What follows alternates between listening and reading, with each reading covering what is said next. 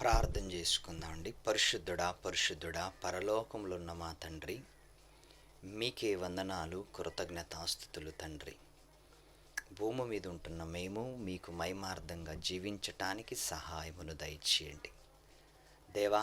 ఈ వాక్యము ద్వారా అనేకులు మారటానికి, అనేకులకి నాయన సత్యము తెలియచేయటానికి సహాయమును దయచేయండి దేవా. ప్రత్యేకంగా మా నాన్నగారి విషయంలో ప్రార్థన చేస్తున్నాం దేవా. మీ బిడ్డని కనికరించండి, కృప చూపించండి దేవా. వయసు తగ్గిపోతున్న కొద్దీ శరీరములో బలహీనతలు నాయన పెరుగుతున్నాయి. మా నాన్నగారిని దేవా హాస్పిటల్కి తీసుకెళ్తున్నారంట. మీరే కృప చూపించండి దేవా. నీ బిడ్డని ముట్టండి, స్వస్థపరచండి.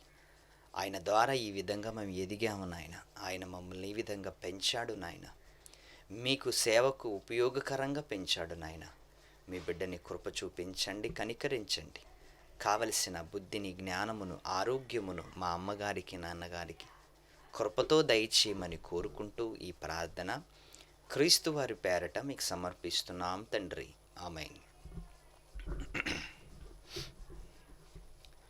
ప్రియమైన దేవుని పిల్లలారా, క్రీస్తు వారి పేరట మీ అందరికీ నా వందనాలు. దేవుని మహాకృపను బట్టి ఈరోజు కూడా ఒక మంచి సంగతులను బైబిల్లో నుంచి నేర్చుకోవటానికి మనం ప్రయత్నం చేద్దాం. నమ్మలేని నిజాలు బైబిల్లో ఎన్నో మనకి కనిపిస్తుంటాయి. మనుషులు నమ్మలేని నిజాలు బైబిల్లో నిజాలు దాగున్నప్పటికీ, బైబిల్లో నిజాలున్నప్పటికీ వాటిని మనిషి తొందరగా నమ్మటానికి సందేహపడుతుంటాడు. తొందరగా నమ్మటానికి, తొందరగా విశ్వసించటానికి సందేహపడుతుంటాడు. అందుకే నమ్మలేని నిజాలు బైబిల్లో లక్షల కోట్ల కొలది కనిపిస్తున్నాయి మనకి. మనిషి నమ్మలేని నిజాలు, దేవుడు చేసిన నిజాలు. అందుకే మనిషి ఏదైనా చూస్తే నమ్ముతాడు, కానీ చూడకపోతే ఏది నమ్మడు ఈరోజు. కానీ కొన్ని మాత్రం చూడకుండానే నమ్ముతాడు. గాలి చూడటం లేదు కానీ నమ్ముతాడు. గాలి కనిపించదు అయినా నమ్ముతున్నాడు. అంటే దేవుడు చేసిన నిజాలు కూడా చాలా వరకు మనిషి కంటికి కనిపించలేకపోతున్నాయి, అయినా మనిషి ఖచ్చితంగా నమ్మాలి. మనకు ముందు జరిగిన సంగతులు కూడా మన ముందు వాళ్ళు మనకి తెలియచేసినప్పుడు ఖచ్చితంగా మనం నమ్మాలి. ఎందుకు అంటే వాళ్ళు చూశారు, వాళ్ళు అనుభవించారు, వాళ్ళు పాటించారు కాబట్టి. మరి ఈరోజు కూడా బైబిల్లో నుంచి మూడు మనిషి నమ్మలేని నిజాలను ఈరోజు మనం బైబిల్ గ్రంథంలో నుంచి పరిశోధన చేద్దాం. ఎందుకు అంటే ఈరోజు మనిషి ఇది నిజమా అని ప్రశ్నిస్తున్నాడా, లేకపోతే అవును ఇది నిజమే దేవుడు చేశాడు అని నమ్ముతున్నాడా అని మనం ఆలోచిస్తే ఒక్కొక్కసారి మనుషులు జీవితం ఎలా ఉంటుందంటే కళ్ళు ముందు కనిపించిన నమ్మలేని నిజాలు. ఎందుకంటే చాలా వరకు మనిషి ఏం చేస్తున్నాడంటే కళ్ళుతో చూస్తున్నాడు, ఒక్కొక్కసారి దాన్నే అనుమానిస్తున్నాడు. ఈరోజు కళ్ళుతో చూసిన దాన్నే అనుమానిస్తున్నప్పుడు ఇంక కంటికి కనిపించలేని దాని విషయములో ఎన్ని అనుమానాస్పదాలు మనిషికి రావాలి మీరు ఆలోచించండి. ఎన్ని అనుమానాలు రావాలి, ఎన్ని మనిషిని సందేహ పెట్టే విషయాలు మరి ఆలోచించాలి. అందుకే బైబిల్లో నుంచి మూడు మనిషి నమ్మలేని విషయాలను ఈరోజు మనం మాట్లాడుకుందాం. ఎందుకు అంటే ప్రియులారా, మనిషి తొందరగా నమ్మడు, కానీ దేవుడు మనిషి నమ్మేలాగా రుజువుపరిచి మరి బైబిల్లో వ్రాయించాడు. మనిషి నమ్మకపోయినా ఇది వాస్తవము అని దేవుడు కళ్ళుకు కట్టినట్లుగా నిజాన్ని మాట్లాడాడు, నిజాన్ని చేసి చూపించాడు కంటికి కనిపించేలాగా. అందుకే ఒక్కసారి మనం ఆలోచిద్దాం ఈరోజు. భూమి మీద దేవుడు చేసిన అద్భుతమైన కార్యక్రమాలు ఒకటా రెండా? ఎన్నో కార్యక్రమాలున్నాయి, ఎన్నో ఉన్నాయి. వాటిలో ఒక 3 సంగతులను ఈరోజు మనం ఆలోచిద్దాం. 3 సంగతులు, మనుషులు నమ్మలేని 3 నిజాలనొచ్చు వాటిని. కథలు కాదు, నిజాలుగా బైబిల్లో దేవుడు రాయించాడు. ఆ నిజాలు ఏంటంటే, భూమి మీద దేవుడు ఖచ్చితంగా మనుషుల చేత నమ్మించటానికి ఈ కార్యక్రమాలు చేయించాడు. ఇంకపోతే దేవుడు ఎంత గొప్పవాడో, దేవుడు ఎంత గొప్పవాడో అని తనను తాను ప్రూఫ్ చేసుకోవటానికి, తనను తాను నిరూపించటానికి దేవుడు ఎత్తుకున్న నిర్ణయాలు, దేవుడు తీసుకున్న నిర్ణయాలు చాలా చాలా గొప్ప ప్రియులారా. అందుకే ఒక మంచి మాటని బైబిల్లో నుంచి మనం చదువుకుందాం. చాలా అద్భుతమైన మాట, మనిషి నమ్మలేని మాట, దేవుడు నమ్మిస్తున్న మాట. నిర్గమకాండములో ఈ సందర్భాన్ని మనం ఆలోచిస్తున్నప్పుడు, ఈ సందర్భం ఏంటి అంటే ప్రియులారా, ఈ సందర్భం ఏంటి అంటే, దేవుడు ఫరోని ఏమండి ఎన్నో విధాలుగా భయపెట్టించాడు. ఫరోని దేవుడు ఎన్నో విధాలుగా భయపెట్టించాడు. తెగుళ్ళు చేత భయపెట్టించాడు. నా జనాన్ని పోనివ్వు అని ఎన్నో విధాలుగా ఒకవైపు తన హృదయాన్ని కఠినపరిచాడు, ఒకవైపు ఫరో హృదయాన్ని కఠినపరుస్తూ, మరొకవైపు తన కళ్ళు ముందు ఎన్నో తెగుళ్ళు, అద్భుతాలు దేవుడు ఆయన ముందు చేశాడు. చివరికి దేవుని ప్రజలైన ఇశ్రాయేలుని పోనిచ్చిన తర్వాత, కొంత దూరం వెళ్ళిన తర్వాత మళ్ళీ ఫరో ఏమనుకున్నాడు, కానీ మళ్ళీ సైన్యమంతా వచ్చేసింది ఇశ్రాయేలుని హతమార్చటానికి. మళ్ళీ రథాలు, గుర్రాలు, ఫరో అందరూ కూడా రథము వెంబడి రథం, అందరూ కూడా ఇశ్రాయేలుని తరుముకుంటూ ఇశ్రాయేలుని హతమార్చటానికి సైన్యమంతా వచ్చింది. అప్పుడు ఇశ్రాయేలులో మాట్లాడుతున్న మాట ఏంటో ఒకసారి చదువుకుందాం. 10వ వచనం, 14వ అధ్యాయము, నిర్గమకాండము 14వ అధ్యాయము 10వ వచనం. ఫరో సమీపించుచుండగా ఇశ్రాయేలు కన్నులెత్తి ఐగుప్తీయులు తమ వెనక వచ్చుట చూచి మిక్కిలి భయపడి యెహోవాకు మొర్రపెట్టిరి. వెనక నుంచి సైన్యము తరుముకొస్తుంది. వీళ్ళందరూ కూడా, ఎందుకంటే ఫరో ఎలాంటి వాడో ఇశ్రాయేలుకి బాగా తెలుసు కాబట్టి, ఎన్ని కష్టాలు పెట్టాడో, ఎన్ని ఇబ్బందులు పెట్టాడో, ఎన్ని హింసలకు గురి చేశాడో ఇశ్రాయేలుకి ఫరో గురించి బాగా తెలుసు కాబట్టి, సైన్యము తరుముకొస్తుంటే ఇశ్రాయేలు కన్నులెత్తి చూడగానే, పై వచనములు 9వ వచనం, ఐగుప్తీయులు అనగా ఫరో రథములు, గుర్రములన్నీ, అతని గుర్రములు, రౌతులు, అతని దండును వారిని తరుముచు ఇశ్రాయేలుని తరుముచు వెంబడిస్తున్నారు. ఈ వెంబడిస్తున్నప్పుడు ఇశ్రాయేలులు ఐగుప్తుల్ని చూడగానే యెహోవాకు మొర్రపెట్టిరి. అంతటా వారు మోషే ఐగుప్తులలో సమాధులు లేవని ఈ అరణ్యములో చచ్చుటకు మమ్మును రప్పించితివా? ఐగుప్తులో సమాధులు లేవని ఈ అరణ్యములో చచ్చుటకు మమ్మును రప్పించితివా? మమ్మును ఐగుప్తులో నుండి బయటికి రప్పించి మమ్మును ఇట్లు చేయనేలా? ఐగుప్తులో నుంచి మమ్మల్ని బయటికి తీసుకొచ్చి నీవు ఇలా ఎందుకు చేసావయ్యా? ఐగుప్తుల్లో సమాధులు ఉన్నాయి కదా, మేము అక్కడే హాయిగా చచ్చిపోతే బాగుండేది కదా అని వాళ్ళు సనుగుకుంటున్నారు, మోషే మీద ఏడుస్తున్నారు. ప్రియులారా, 12వ వచనం, మా జోలికి రావద్దు, ఐగుప్తీయులకు దాసులగుదుమని ఐగుప్తులో మేము నీతో చెప్పిన మాట ఇదే గదా. మేము ఈ అరణ్యమందు చచ్చుట కంటే ఐగుప్తీయులకు దాసులొగటయే మేలని చెప్పుకొనిరి. మేము ఈ అరణ్యములో చచ్చుట కంటే, ఈ అరణ్యములో చనిపోవటం కంటే ఐగుప్తీయ చేతిలో దాసులుగా ఉండటమే, ఐగుప్తీయులకి బానిసులుగా ఉండటమే మేలు అనుకున్నారంట వాళ్ళు. దేవుడు ఎంత నిజాన్ని చెప్తున్నాడు, ఎంత నిజాన్ని వాళ్ళ కళ్ళు ముందు చూపించబోతున్నాడో ఒక్కసారి మీరు ఆలోచించండి. 13వ వచనం, అందుకు మోషే భయపడుకుడి, యెహోవా మీకు నేడు కలుగుజేయు రక్షణను మీరు ఊరకే నిలుచుండి చూడండి. మీరు నిలబడి చూడండి అంతే.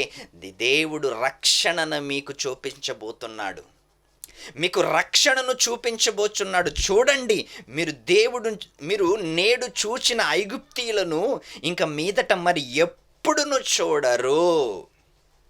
నేడు ఐగుప్తీయులను చూశారు కదా, నేడు ఐగుప్తీయులను చూస్తున్నారు కదా, మరి ఎప్పుడును మీరు ఐగుప్తీయులని చూడరు అంటున్నాడు మోషే. చూసారా, వారిని చూసి మీరు భయపడుతున్నారు, వారిని చూసి జడిచిపోతున్నారు, వాళ్ళని చూసి మీరంతా కుంగిపోతున్నారు కదా. మీరు చూసిన కన్ను ఇంక ముందు వారిని ఇప్పుడు చూస్తుంది మీ కన్ను, ఇంక ముందు ఎప్పుడు చూడదు అంటున్నాడు మోషే. యెహోవా మీ పక్షమున యుద్ధము చేయును, యెహోవా మీ పక్షమున యుద్ధము చేయును, మీరు ఊరకే ఉండవలనని ప్రజలతో చెప్పెను.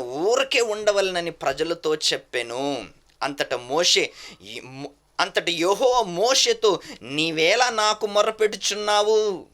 మోషేకి ఏమంటున్నాడు? నీవేళ నాకు మొర్రపెట్టుచున్నావయ్యా మోషే, మొర్రపెట్టుచున్నావు. సాగిపోవటానికి ముందు ఎర్ర సముద్రం ఉంది, సాగిపోండి అంటున్నాడు దేవుడు. 20 లక్షల మంది కళ్ళు ముందు ఎర్ర సముద్రం అడ్డొచ్చింది. దేవుడేమో సాగిపోండి అంటున్నాడు, కళ్ళు ముందేమో ఎర్ర సముద్రం కనిపిస్తుంది. సాగిపోవాలంటే ఎర్ర సముద్రం ఎదురుగా ఉంది. ఇప్పుడు ఏం చేయాలి? వెనక నుంచి ఫరో సైన్యం తరుముకొస్తుంది. దేవుడేమో సాగిపోండి అంటున్నాడు. ఏమంటున్నాడు దేవుడు? సాగిపోండి. అంతటా యెహోవా మోషేతో, నీవేళ నాకు మొర్రపెట్టుచున్నావు మోషే, సాగిపోండి అని ఇశ్రాయేలుతో చెప్పుము. పిచ్చోళ్ళ కనిపిస్తాడు ఇశ్రాయేల్ అలా అంటే మోషే. ముందేమో ఎర్ర సముద్రం ఎదురుగా ఉన్నప్పుడు, ముందు ఎర్ర సముద్రం ఎదురుగా ఉంది. దేవుడేమో మోషేతో సాగిపోమ్మని ఇశ్రాయేలుతో చెప్పుము అంటున్నాడు. నీవు నీ కర్రను ఎత్తి ఆ సముద్రం వైపు నీ చెయ్యి చాపి దానిని పాయలుగా చెయ్యము. ఎంత అద్భుతమైన సందేశం ప్రియులారా, ఎంత అద్భుతమైన విషయం. నీ కర్రను ఎత్తి సముద్రం వైపు నీ చెయ్యి చాపి దానిని పాయలుగా చెయ్యము. ఒక నార్మల్ మనిషి, ఒక కామన్ మ్యాన్, దేవుడు చేత ఎంచుకోబడిన ఒక ప్రవక్త, మనలాంటి మనిషి, మనలాంటి ఆకారము కలిగిన మనిషి, మనలాంటి మనిషి ఒక ఎర్ర సముద్రాన్ని కర్రతో పాయలు చేయగలుగుతున్నాడు అంటే నేటికి మనిషి నమ్మలేని నిజాలు. మనిషి ఈ రోజుకి దానిపైన అనుమానం వ్యక్తం చేస్తున్నాడు. చాలామంది ఈరోజు ఇది ఎలా సాధ్యం అని అనుమానం వ్యక్తం చేస్తూ దేవుడి పైన సనుగుకుంటున్నారు. దేవుని నమ్ముకోవటానికి వెనకంజు వేస్తున్నారు. దేవుడు మాత్రం మోషేతో ఏమంటున్నాడు తెలుసా? నీ చెయ్యి వెత్తు, కర్ర చూపించు, సముద్రాన్ని పాయలు చెయ్యి, విడదీయి. నీవు నీ కర్ర ఎత్తి ఆ సముద్రము వైపు నీ చెయ్యి చూపించు, దానిని పాయలుగా చెయ్యము. అప్పుడు ఇశ్రాయేలు సముద్రం మధ్య ఆరిన నేల మీద నడిచిపోవుదురు. ఇది నమ్మలేని నిజం. నీ కళ్ళు ముందు కాలువను దాటలేని మనం, మన కళ్ళు ముందు నదులు దాటలేని మనము, మన కళ్ళు ముందు సముద్రము పాయలవుతుంది అంటే దీనిపైన శాస్త్రవేత్తలు ఎన్నో పరిశోధనలు జరిపారు. దీనిపైన ఎన్నో శాస్త్రవేత్తలు పరిశోధనలు జరిపారు. ఇది ఎలా సాధ్యం, ఇది ఎలా సాధ్యం, ఇది ఎలా సాధ్యం? మనుషులకు అసాధ్యమేమో కానీ దేవునికి అన్ని సాధ్యమే. మనుషులు చెయ్యలేరేమో కానీ దేవుడు అన్ని చేస్తాడు. సముద్రాన్ని కలిగించినోడు, సముద్రాన్ని నిర్మించినోడు సముద్రాన్ని పాయలు చేయలేడా? చేస్తాడు. కానీ ఆ అధికారం ఎవరికి ఇచ్చాడో తెలుసా? మోషే గారికి దేవుడిచ్చాడు. నీవు చెయ్యి వెత్తు మోషే, చెయ్యి వెత్తు, నీ కర్రను చూపించు, ఆ సముద్రము నీకు లొంగిపోయి పాయలైపోతుంది. ఇశ్రాయేలీయులు ఆరిన నేల మీద నడిచినట్లు నడిచిపోతారు. ఎంత అద్భుతం అండి! ఈరోజు మనిషి నమ్మగలడా ఈ నిజాన్ని? మనిషి దీన్ని నమ్మగలడా? నమ్మలేడు ప్రియులారా. ఎందుకు అంటే దేవుడు చేసే అద్భుతాలు ఈరోజు మనిషి నమ్మటానికి 100 సార్లు ఆలోచిస్తాడు, 100 సార్లు ఆలోచిస్తాడు. అదే ఎవడో నీకు లోన్ ఇస్తాను, నీకు అది ఇస్తాను, ఇది ఇస్తానంటే వెంటనే మోసపోతాం. మనుషుల మాటలకి మోసపోయే మనిషి దేవుని మాటల్ని నమ్మలేక వెనక్కంజు వేస్తున్నాడు అంటే నిజంగా మనిషి లాంటి దేవుడు గారడి చేసేవాడు కాదు. మనుషులు చేసినట్లు, మనుషులు గారడీలు చేసినట్లు దేవుడు గారడీలు చేసేవాడు కాదు. దేవుడు ఏది చేసినా మనుషుల చేత నమ్మిస్తాడు, మనుషుల కళ్ళకి చూపిస్తాడు. ఇదిగో ఎర్ర సముద్రము 20 లక్షల మంది చూస్తుండగా, వీళ్ళే కాదు ఫరో సైన్యము చూస్తుండగా, ఆరిన నేల మీద వాళ్ళు కూడా, ఫరో సైన్యము కూడా నడిచారు, ఇశ్రాయేలు నడిచారు. తేడా ఏంటి తెలుసా? ఇశ్రాయేలు అవతల ఉన్నారు, మరి ఐగుప్తీయులు సెంటర్లో ఉన్నారు. ఇశ్రాయేలు గడ్డకెక్కారు, ఐగుప్తీయులు సెంటర్లో ఉండిపోయారు. అప్పుడు మళ్ళీ మోషే సముద్రాన్ని ఏం చెయ్యి, ఒకటిగా చేసాయి. చూసారా? అప్పుడు సెంటర్లో ఉన్న ఐగుప్తీయులందరూ కూడా సెంటర్లో ఉన్న మధ్యలో ఇరుక్కున్నారు, ఐగుప్తీయులందరూ కూడా. రెండు పాయలుగైన, 2 భాగాలైన సముద్రము ఒకటైపోయింది. ఒకటైపోగానే ఆ మధ్యలో ఉన్న ఫరో సైన్యమంతా కూడా నీళ్ళల్లో పడి చచ్చిపోయారు. దేవుని ప్రజలని చంపాలనుకొని వచ్చిన వాళ్ళు దేవుని చేత చావు దెబ్బ తిన్నారు, చచ్చిపోయారు. 17వ వచనం, ఇదిగో నేనే ఐగుప్తీయుల హృదయములను కఠినపరచుదను, వారు వీరిని తరుముదురు. నేను ఫరో వలన అతని సమస్త సేవకులను అతని రథములను అతని గుర్రపు రౌతులను నాకు మహిమ తెచ్చుకొందును. అతని రౌతుల వలన సైన్యము వలన నేను మహిమ తెచ్చుకుంటాను. అంటే మనుషులని ఏ విధముగానైనా దేవుడు చేయటానికి ఇష్టపడతాడు. మనుషులు చచ్చిపోయినా వాళ్ళ వలన దేవుడికి మహిమ రావాలి, నువ్వు బ్రతికున్నా నీ వలన దేవుడికి మహిమ రావాలంటున్నాడు దేవుడు. అతని సమస్త సేనల వలనను, అతని రథముల వలనను, అతని గుర్రపు రౌతులకు నాకు మహిమ తెచ్చుకొందును. నేను ఫరో వలన, అతని రథముల వలనను, అతని గుర్రపు రౌతుల వలనను మహిమ తెచ్చుకున్నప్పుడు నేను యెహోవానని ఐగుప్తీయులు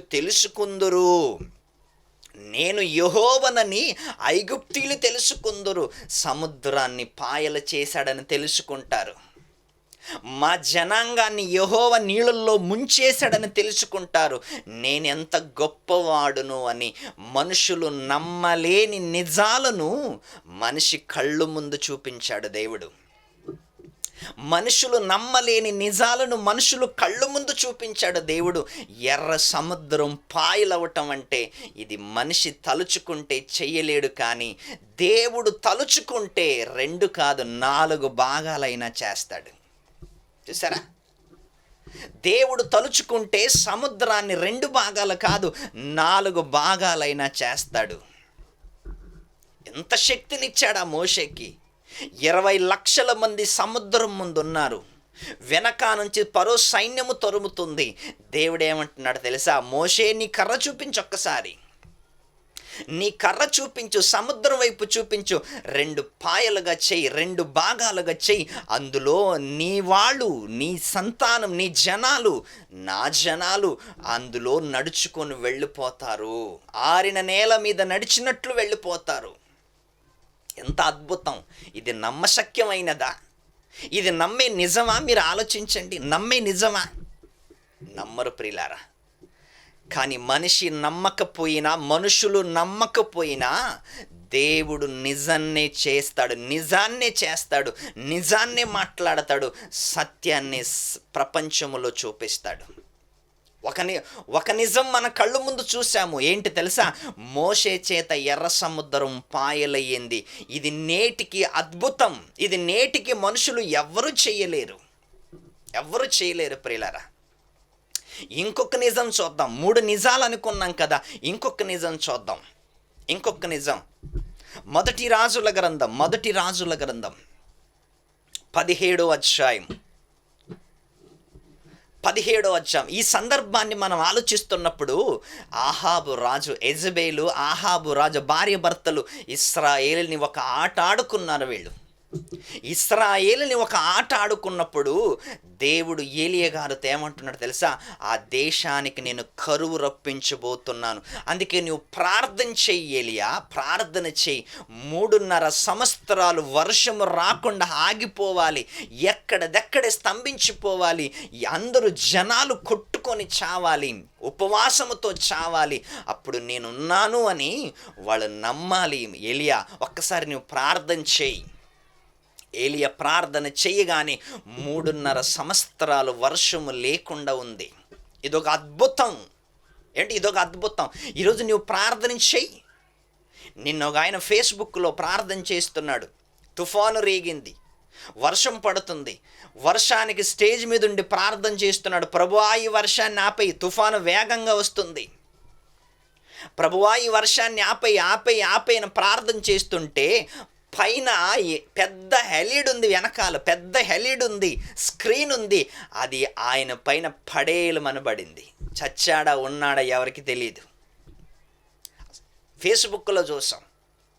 3.5 సంవత్సరాలు వర్షం రాకుండా ఏలియా వర్షాన్ని స్తంభింపచేశాడు అంటే నేటి తరానికి ఎవడి వలన సాధ్యం? ఇది దేవుడు అనుకుంటే జరుగుతుంది. దేవుడు తన భక్తుల ద్వారా ఇది చేయిస్తాడు. ఇది నిజం. ఇది మనిషి నమ్మకపోయినా పర్వాలేదు, కానీ ఇది మాత్రం నిజం. అలాంటి సందర్భంలో ఏలియా గారికి ఒక ఎదురైనది ఏంటో తెలుసా? 17వ అధ్యాయం 3వ వచనం, 17వ అధ్యాయం 3వ వచనం, 2వ నిజం ఇక్కడ ఇంక మాట్లాడుతున్నాడు. నీవు అచ్చట నుండి తూర్పు వైపునకు పోయి, ఏలియాతో మాట్లాడుతున్నాడు దేవుడు. నీవు అచ్చట నుండి తూర్పు వైపునకు పోయి యోర్దానుకు ఎదురుగానున్న కెరేతు వాగు దగ్గర దాగియుండుము. కెరేతు వాగు దగ్గర దాగియుండుము. ఆ వాగు నీరు త్రాగుము. అచ్చటికి నీకు ఆహారము తెచ్చుటకు నేను కాకోలములకు ఆజ్ఞాపించితనని అతనికి తెలియజేయగా, ఆ వాగ దగ్గరికి వెళ్ళి నీవు దాగుకో, నేను నీకు భోజనము తీసుకురావటానికి, ఆహారము నీకు తీసుకురావటానికి కాకోలములకు నేను ఆర్డర్ వేశానయ్యా. ఇది నిజమా? నిజం. 100కి 100% నిజం. మనిషి నమ్మలేని నిజం ఇది. కాకులు ఎక్కడైనా ఆహారం తెస్తాయా? కాకులు మాంసాన్ని చూస్తే పంచప్రాణం, మాంసాన్ని చూస్తే కాకులకి ప్రాణం. అలాంటి మాంసాన్ని ఏలియా దగ్గరికి తీసుకురావటం అంటే ఇది నిజం, మనిషి నమ్మలేని నిజం. చరిత్రలో నేటికి ఈ సందేశం గ్రంథములో దేవుడు రాయించాడు అంటే ఇది జరిగినది అని మనం నమ్మాలి. ఇది జరిగినది, ఖచ్చితంగా జరిగేది, 100% నిజం. ఇది మనిషి నమ్మాలి. ప్రియులారా, నీవక్కడ దాగుకొనుము, నేను నీకు ఆహారము తెచ్చుటకు నేను కాకోలములకు ఆజ్ఞాపించి తిని ఆల్రెడీ చెప్పేశానయ్యా ఏలియా, నీకు ఆహారం తెచ్చుటకు. ఏంటండి ఇది? దేవుడు మనిషి పట్ల ఎంతగా కార్యక్రమం చేస్తున్నాడేంటి? ఒకవైపేమో జనాలకి కరువు రప్పించాడు, తనను నమ్ముకున్న వారిని మాత్రం ఏ విధముగానైనా పోషిస్తాడు. ఈరోజు నేను దేవుని పైన నమ్మకం ఉంచితే, నేను దేవుడి పైన విశ్వాసం ఉంచితే, కరువైన, కాటి అయినా, శ్రమైన, లేమైన, కష్టమైన, ఇబ్బంది అయినా, ఏది ఎదురొచ్చినా దేవుడు నిన్ను ఏలియాని పోషిస్తున్నట్లుగా ఆయనని కాకులతో పోషించాడు. నిన్ను దేనితోనైనా పోషించగల సమర్థుడు దేవుడు. దేనితోనైనా పోషించగల సమర్థుడు. ఒక్కసారి నీవు నమ్మాలి అంతే. నమ్మితే నిజాలు చూస్తావు, నమ్మితే వాస్తవాలు చూస్తావు నీవు. అందుకే ఒక్కసారి మీరు ఆలోచించండి. రెండవ నిజం ఏంటి తెలుసా? కాకోలములు మనిషికి ఆహారం తెచ్చటం, ఇది అద్భుతం. మరి మోషే సముద్రాన్ని పాయలు చేయటం, ఇది అద్భుతం. కాకులు మనిషికి ఆహారం తీసుకురావటం, ఇది అద్భుతమే, ఇది నిజమే. మనుషులు చేత దేవుడు ఎలాంటి విచిత్రమైన కార్యక్రమాలు చేయిస్తున్నాడో చూడండి. అక్కడ దాక్కొని ఉండుము, నీకు ఆహారము తెచ్చుటకు కాకోలములకు నేను ఆర్డర్ వేసి తిని. ఏమంటున్నాడు? ఆజ్ఞాపించి తిని అతనికి తెలియజేయగా అతడు పోయి యెహోవా సెలవిచ్చినట్లు యోర్దానుకు ఎదురుగానున్న కెరేతు వాగు దగ్గర నివాసము చేసెను. ఎంతవరకు చేశాడో తెలుసా? ఆ వాగులో నీళ్లున్నంత వరకు అక్కడే ఉన్నాడు. ఆహారము తెస్తూనే ఉంటాయి. ఒక్కసారి మీరు ఆలోచించండి. ఇక్కడ ఒక విచిత్రమైన సంగతి ఏంటో తెలుసా? ఆహారము తీసుకొచ్చి ఇతనే ఏలియా అని కాకులకేం తెలుసండి? ఇతనే ఏలియా, ఇతనికి ఆహారం మేము తీసుకొచ్చామని కాకులకేం తెలుసు? ఏలియా గారు, ఇదిగో కాకులములారా, మీరు ఇక్కడ అన్ని తీసుకురండి, ఇక్కడే పెట్టండి అని ఉంటాడా? ఖచ్చితంగా అని ఉంటాడు. ఇదిగో ఇక్కడ ఉంచండి అన్ని, ఇక్కడ నేను ఉన్నాను. ఎంత అద్భుతం మీరు ఆలోచించండి. ఆశ్చర్యం కదా ఇది. ఇతనే ఏలియా అని కాకులకు ఎలా తెలుసు? ఇవి నా గురించే వచ్చాయని దేవుడు ముందుగా చెప్పాడు కదా. కాకులము వైపు ఏలియా చూడగానే కాకులములకు అర్థమైపోయింది, ఓహో ఏలియా ఇతడే, ఒంటరిగానే ఉన్నాడు, వాగు దగ్గరే ఉన్నాడు అని కాకులన్నీ ఆయన ముందు ఆహారాన్ని తీసుకొచ్చి ఉంచాయి. ఇది నమ్మాలంటే ఖచ్చితంగా నమ్మాలి. దేవుడు చేశాడు కాబట్టి. దేవుడు చేసిన రెండవ వాస్తవం మనుషులు ముందు చేస్తున్న, అందుకే ఈ విషయాలన్నీ ఎందుకు రాయించాడు అంటే, నమ్మలేని వాడికి నమ్మించటానికి, నమ్మలేని వాడికి ఇవి చూపించైనా నమ్మించాలి. ఇదిగో దేవుడు కాకుల ద్వారా ఆహారం తీసుకొచ్చాడు. మోషే కర్ర ద్వారా సముద్రాన్ని పాయలు చేశాడు. ఏలియాకి కాకుల ద్వారా ఆహారం తీసుకొచ్చాడు. ఇది రెండవ నిజం. మూడవ నిజం మాట్లాడుకుందాం. నమ్మలేని 3 నిజాలు అనుకున్నాం కదా. మూడవ నిజం పక్కలే ఉంది. మూడవ నిజం, ఒక నిజమేమో ఎర్ర సముద్రాన్ని పాయలు చేసిన నిజం. రెండు నిజం ఏంటో తెలుసా? కాకులములు ఏలియాకి ఆహారము తెచ్చిన నిజం.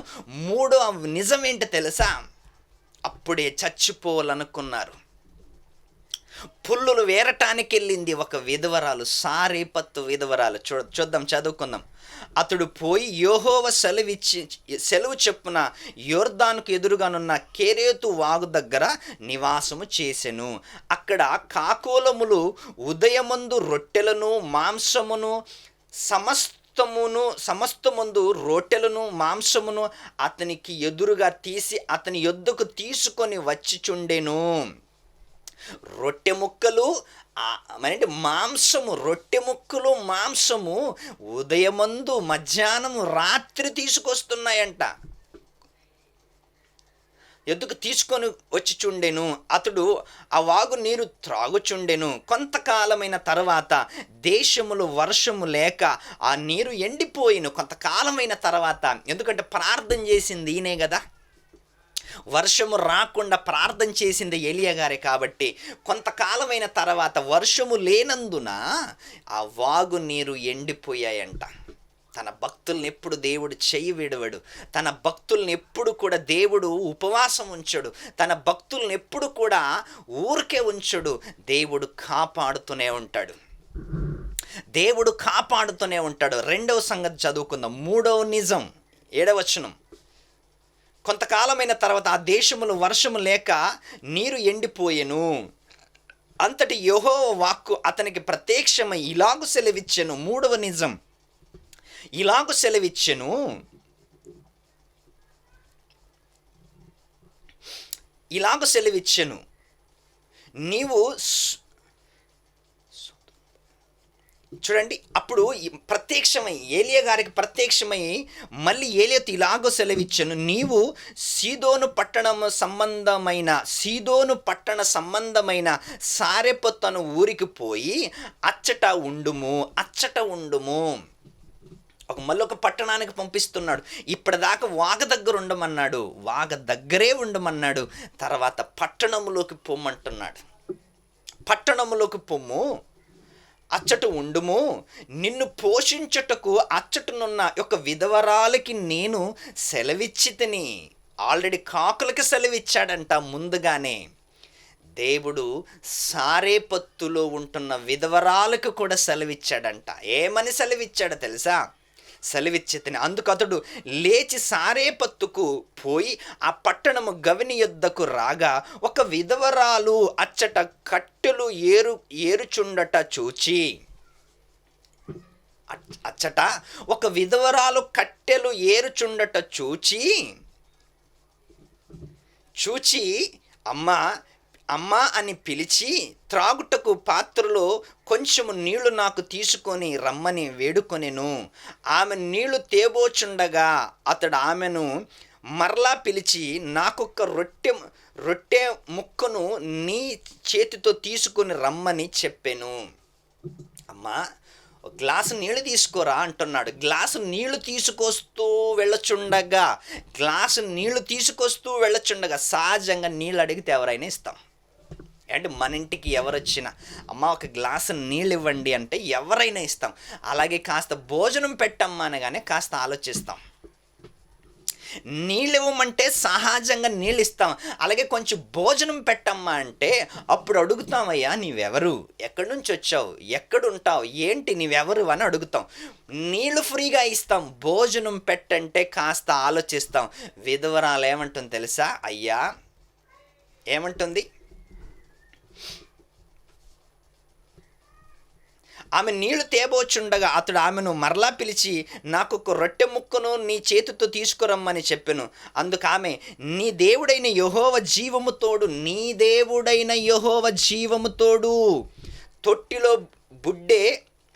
తొట్టిలో పట్టెడు పిండియు బుడ్డిలో కొంచెము నూనెయు నా యొద్దనున్నవి గాని అప్పటమైనను లేదు. మేము చావక ముందు నేను ఇంటికి పోయి వాటిని నాకును నా బిడ్డకును సిద్ధము చేసుకొనవలెనని కొన్ని పుల్లలు వేరుకోవటానికి వచ్చితిని. అప్పుడు ఏలియా ఆమెతో ఇట్లనెను, భయపడవద్దు, పోయి నీవు చెప్పినట్లు చెయ్యము. అయితే అందులో నాకొక చిన్న అప్పము మొదట చేసి నా యొద్దకు తీసుకురమ్ము. చూసారా? భయపడకు, అందులో చిన్న అప్పము మొదట నా యొద్దకు చేసుకొని తీసుకురమ్ము. తర్వాత నీకును నీ బిడ్డకును అప్పములు చేసుకొనుము. భూమి మీద యెహోవా వర్షము కురిపించు వరకు ఆ తొట్టిలో ఉన్న పిండి తక్కువ కాదు, బుడ్డిలో నూనె అయిపోదని ఇశ్రాయేలు దేవుడైన యెహోవా సెలవిచ్చుచున్నాడు. ఎంత అద్భుతం! అప్పటికే ఉందంట, నూనె పిండి అప్పటికే ఉందంట. 3.5 సంవత్సరాలు వర్షము రాకుండా ఉంది కదా, మళ్ళీ వర్షం వచ్చేంత వరకు నీ నూనె అయిపోదు, నీ పిండి అయిపోదు. చివరి శ్వాస, చివరి భోజనం వాళ్ళది, చివరి భోజనం. పుల్లులు వేరుకోవటానికి వెళ్ళింది సారేపత్తు విధవరాలు, పుల్లులు వేరుకోవటానికి వెళ్ళింది. కనీసం ఆ రోజైనా భోజనం చేసి ఎంతకాలం బతుకుతామో తెలియదు అనుకున్నదంట. నిజంగా మీరు ఆలోచించండి, ఇది ఎంత నిజం, ఎంత వాస్తవం. చావు బ్రతుకులో ఉన్న 2 ప్రాణాలని కాపాడాడు దేవుడు. ఇది నిజం కాదంటారా? ఏంటి, నిజమైన వాస్తవం కాదంటారు? ఇది ఏదో కథ కాదండి, యథార్థ గాథ. మనుషులు నమ్మలేని 3 నిజాలు మీ కళ్ళు ముందు పెట్టాను. ఒకటి, మోషే ఎర్ర సముద్రాన్ని పాయలుగా చేశాడు, అది మనుషులకి ఆశ్చర్యం. కాకుల చేత, రెండవ నిజం, కాకుల చేత ఏలియా గారికి ఆహారం తీసుకొచ్చాడు, అది రెండవ నిజం, రెండవ అద్భుతం. మూడవ నిజం ఏంటి చెప్పమంటారా? ఇదిగో ఈ చావు బ్రతుకుల్లో ఉంటున్న వాళ్ళు, ఇదిగో ఇప్పటి వరకు మా దగ్గర అంత అయిపోయింది, చిన్న కొంచెం నూనె, కొంచెం పిండి మాత్రమే మిగిలింది, దాన్ని తిని చావాలనుకున్న వారి జీవితాలలో దేవుడు చేసిన అద్భుతం ఏంటి తెలుసా? నూనె అయిపోలేదంట, పిండి అయిపోలేదంట. ఏంటి, మీరు ఆలోచించండి. 1/2 కేజీ నూనె, 1/2 కేజీ పిండి ఉందనుకోండి, ఆ 1/2 కేజీ నూనెతో 1/2 కేజీ పిండితో ఎన్ని రొట్టెలు చేసుకుంటావు, ఎంతకాలం బ్రతుకుతావు? వన్ టైంకి తిని చచ్చిపోతావు, 1 టైంకి ఉపయోగపడతాయి. కానీ దేవుడు మన జీవితంలో ఉంటే 1/2 కేజీ నూనెైనా 1/2 కేజీ పిండైనా జీవితాంతము నిన్ను పోషిస్తుంది ప్రియులారా. జీవితాంతము నిన్ను పోషిస్తుంది, జీవితాంతము అది అయిపోకుండా ఉంటుంది. అది ఇశ్రాయేలు దేవుడు అని నీవు నిరూపించాలి. ఇశ్రాయేలుకి దేవుడు ఎంత గొప్పవాడు అని నీ మనస్సులో నమ్ముకోవాలి. యేసుక్రీస్తు వారిని చూడండి, 5 రొట్టెలు 2 చేపలు, 5 రొట్టెలు 2 చేపలు 5,000 మంది పంచాడు. 5,000 మందికి పంచినా మళ్ళీ 12 గంపలు మిగిలాయి అంటే ఎంత అద్భుతం, ఎంత అద్భుతం మీరు ఆలోచించండి. ఇది 4వ అద్భుతం. ఇంకా ఎన్నో ఉన్నాయి అద్భుతాలు.